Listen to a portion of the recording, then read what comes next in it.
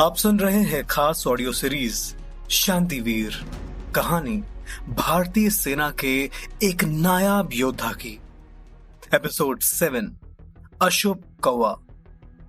Charles, जो हमेशा से खुद को एक अच्छा प्रबंधक मानता था, उसे विश्वास नहीं हो रहा था कि अब तक चुप बैठा ये जूनियर अफसर अपनी मुंह से ऐसा तोप चलाएगा। इतना ही नहीं, बल्कि रणवीर ने उसके झूठ को भी उजागर कर दिया, जिसे सुनकर चार्ल्स का चेहरा हरा, लाल, बैंगनी हो गया और उसका मुंह गुस्से से कांपने लगा। कुछ देर तक तो उसके मुंह से आवाज ही नहीं निकली। फिर उसने अचानक अपनी उंगली उठाई और रणवीर की ओर इशारा करा।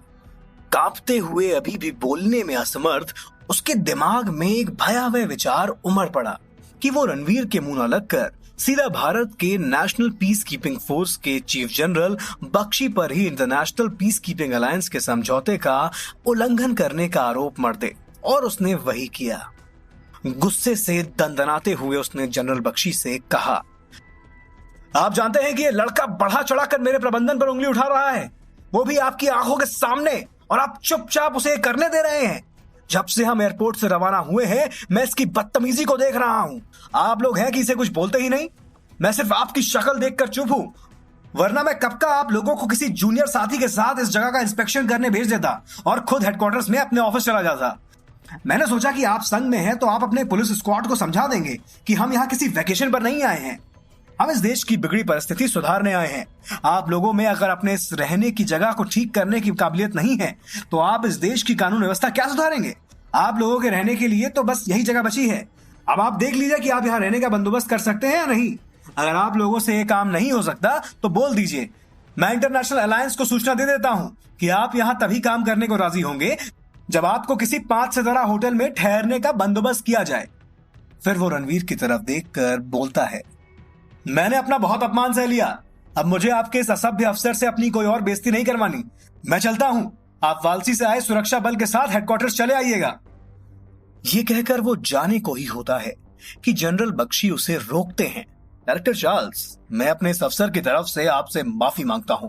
लड़का जवान है, पहली बार ऐसे किसी इंपॉर्टेंट मिशन पर आया है, गरम खून है, इसलिए जोश में शायद अपना काम करते वक्त कुछ ज्यादा ही बोल गया। इसको मैं संभालता हूं, आप प्लीज इतना नाराज मत होइए। फिर वो रणवीर को डांटते हुए कहते हैं, सब इंस्पेक्टर नेगी, तुम अपनी औकात में रहो। तुम्हें जो भी कहना है वो मुझसे या अपने कप्तान से कहना। हम तय करेंगे कि ये जगह रहने लायक है या नहीं। फिर वो कप्तान वीरेंद्र प्रताप सिंह से कहते हैं, मुझे तो लगता है कि ये जगह ठीक ठाक है।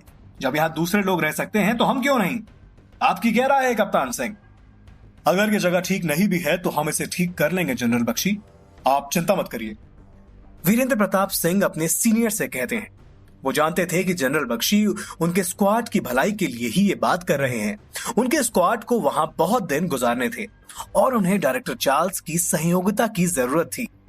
इसके अलावा अगर चार्ल्स कुछ गड़बड़ रिपोर्ट इंटरनेशनल अलायंस तक पहुंचा देता तो उससे भारत के इंटरनेशनल अलायंस के साथ संबंध भी खराब हो सकते थे। जनरल बख्शी फिर डायरेक्टर चार्ल्स से कहते हैं, इस जगह का प्रबंध करने के लिए शुक्रिया डायरेक्टर चार्ल्स। हमारे स्पेशल स्क्वाड को यहां रहने में कोई दिक्कत नहीं। Thank you very much. Director Charles उनके इस विनम्र बर्ताव को देखकर एक तीखी नजर रणवीर के ऊपर डालता है। फिर जनरल बख्शी से कहते हैं, शुक्रिया करने की कोई बात नहीं है जनरल, ये तो मेरा फर्ज था। ये कहने के बाद वो इतराते हुए शान से रणवीर जिस जगह पर खड़ा था उस जगह के 2 चक्कर लगाता है। चक्कर लगाते लगाते वो एक बार फिर ऊपर आसमान की तरफ देखता है। फिर बाईं तरफ दूर फैले जंगलों के पार विशाल अटलांटिक महासागर की तरफ और एहसान जताने वाले अंदाज में रणवीर से कहता है, बच्चे, तुम अभी नए हो, तुम्हें पता ही क्या है, शायद अपने देश के बाहर पहली बार कदम रख रहे हो, इसलिए मैं तुम्हें माफ कर दे रहा हूं। ये जगह जो मैंने तुम लोगों के लिए बंदोबस्त की है उसकी तरफ जरा गौर से देखो। यहाँ चारों तरफ पेड़ हैं जिन पर वसंत के मौसम में इतने रंग बिरंगे फूल खिलते हैं कि इसकी सुंदरता निहारते ही बनती है।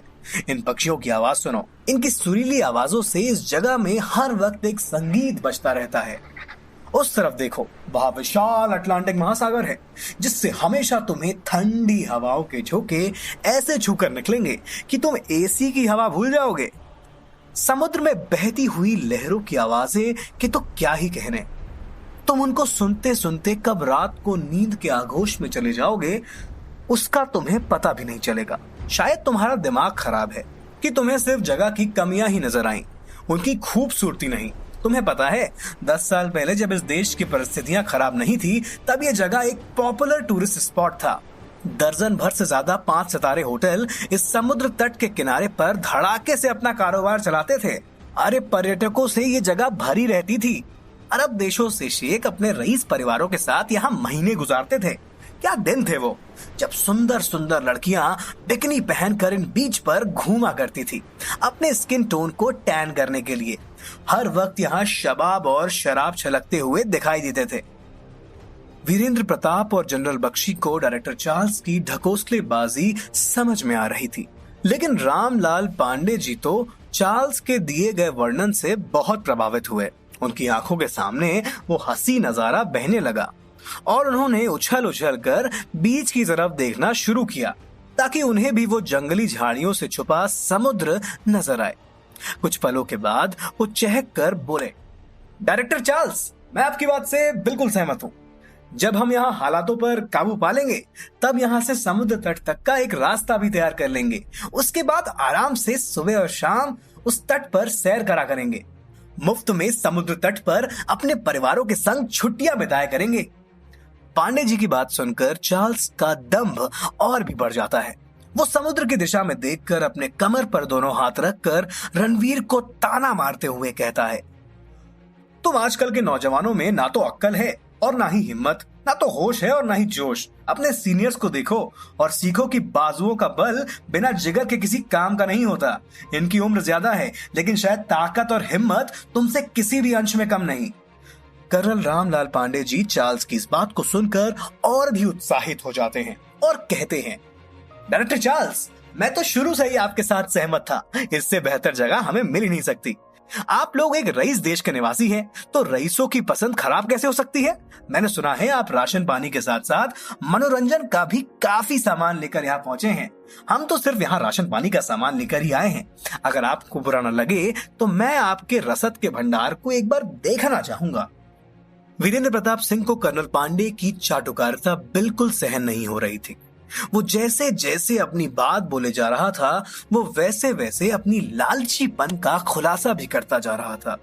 वो परेशान हो गए थे, रामलाल पांडे से भी और रणवीर से भी। एक में अपने अनुशासन और धैर्य की कमी थी तो दूसरे में अपने लोभ को संयम में रखने की। दोनों अपनी हरकतों से इस धूर्त डायरेक्टर चार्ल्स को मौके का फायदा उठाने दे रहे थे और उन्हें ढंग से चार्ल्स के साथ नेगोशिएशंस भी करने नहीं दे रहे थे।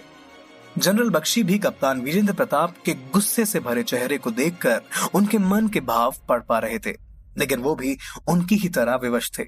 ऐसे माहौल में किसी ने गौर ही नहीं किया कि रणवीर ने चुपके से कब जमीन से एक छोटा सा पत्थर उठा लिया और उसको हवा में चार्ल्स के सर के ऊपर जोर से उछाल दिया। चार्ल्स के सिर के ऊपर से किसी चीज के टूटने की आवाज आई। उसके बाद ऊपर पेड़ से किसी चीज के टूटने की आवाज आई। ऐसा लगा कि जैसे कुछ टूटकर पेड़ से गिर रहा हो। वो चीज चार्ल्स के सर पर गिरने ही वाली थी कि फिर एक पक्षी के अपने पंखों को फड़फड़ाने की आवाज आई और सबने देखा कि एक कौवा जोर जोर से आवाजें करता हुआ अपने आप को गिरने से बचा रहा है। अचानक से हुए इस हादसे से सब हड़बड़ा कर पीछे हो गए, सिवा चार्ल्स के। वो झुककर जमीन पर बैठ गया और उसने अपने आप को बचाने के लिए अपने सिर को अपने हाथों से छुपा लिया। फिर वह घबरा कर चिल्लाया, मुझे बचाओ, मुझे आप लोग अकेला छोड़कर इस तरह से कैसे जा सकते हो? Help me please. रणवीर ने दरअसल उस छोटे से पत्थर से पेड़ पर बने घोंसले को अपना निशाना बनाया था। पत्थर की चोट से वो घोंसला पेड़ से सरक कर जमीन की तरफ गिरने लगा। घोंसले के साथ उस पर बैठा काला और सफेद रंग का कौवा भी नीचे आने लगा। पेड़ की टहनियों से टकराकर कौवे को लगा कि शायद उसके पंखों को भी नुकसान पहुंचा होगा, पर ऐसा हुआ नहीं था। इसलिए वो चार्ल्स के सिर पर गिरने से पहले ही संभल गया और अपने पंखों के सहारे हवा में उड़ गया। लेकिन उड़ते उड़ते डर के मारे उसकी पॉटी निकल गई और चार्ल्स के कपड़ों पर जा गिरी। वीरेंद्र प्रताप को पता था कि वेस्टर्न कंट्रीज में कौवों को अशुभ माना जाता है। वो इन्हें एक शैतान का दूत समझते थे जो उनके लिए खराब किस्मत लेकर आता है। वहां यह अंधविश्वास था कि कौवे के छूने से आदमी की बदकिस्मती बढ़ जाती है। ऐसा होने पर ज्यादातर लोगों का मिजाज बिगड़ जाता है। रणवीर के इस नए करतब से क्या गुल खिलने वाले थे, ये उनको पता नहीं था। वो कुछ करें इससे पहले ही रणवीर टॉन्ट मारकर चार्ल्स से बोल पड़ता है। क्यों डायरेक्टर साहब, क्या हुआ? आप ही कह रहे थे ना कि ये यार्ड एक बगीचा है जिसमें खूबसूरत फूल खिलते हैं, जिसे प्यारे प्यारे पशु पक्षियों ने अपना घर बनाकर उसकी शोभा बढ़ा दी है। उनकी प्यारी प्यारी आवाजें वातावरण में सुरीला संगीत फैला देती है। तो फिर क्या हुआ? इतना घबरा क्यों गए? ये तो एक मामूली कौवा था। चार्ल्स के पास उसकी शर्मिंदगी और कायरता को छुपाने का अब कोई और तरीका ही नहीं था। उसे क्या पता था कि कोई नास पीटा कौवा उसके सिर पर गिरते गिरते रह जाएगा। उसके पास अब अपने देश के अंधविश्वास के पीछे छुपने के अलावा कोई रास्ता नहीं था। इसलिए उसने कहा, पहले यहाँ के पंछी ऐसे डरावने नहीं थे। मनहूस कौवे को तो मैंने आज पहली बार इस जगह पर देखा है। हमारे देश में अगर किसी आदमी को कौवा छू जाए तो माना जाता है कि उसकी किस्मत फूटने वाली है। मैं तो बस उससे बचने की कोशिश कर रहा था। इस देश में जिंदा रहने के लिए किस्मत का अच्छा होना बहुत जरूरी जो है।